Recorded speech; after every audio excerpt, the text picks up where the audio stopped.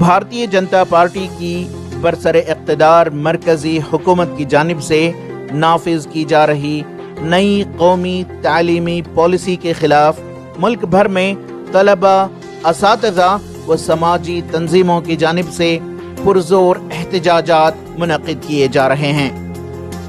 रियासत कर्नाटका के दलित समाज की बड़ी तंजीम दलित संघर्ष समिति के रहनुमा रमेश कहते हैं कि नरेंद्र मोदी के इक़्तिदार वाली मरकजी हुकूमत व कर्नाटका में बीजेपी हुकूमत बिना किसी बहस के इसे आवाम पर थोप रही है।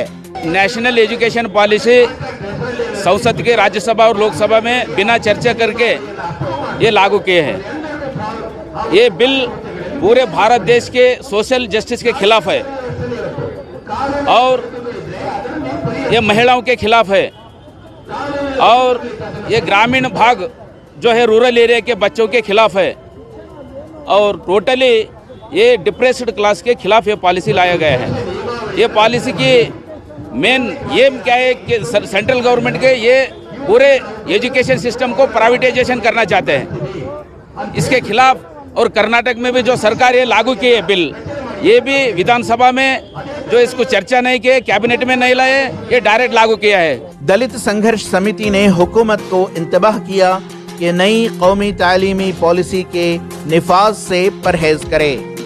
बसूरत दीगर अवामी जद्दोजहद में तेजी लाई जाएगी।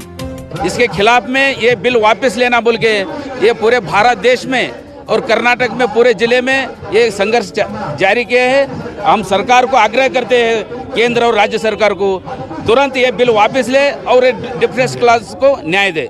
वापस नहीं लेंगे तो हम जब तक वापस नहीं लेंगे तब तक संघर्ष करते रहेंगे।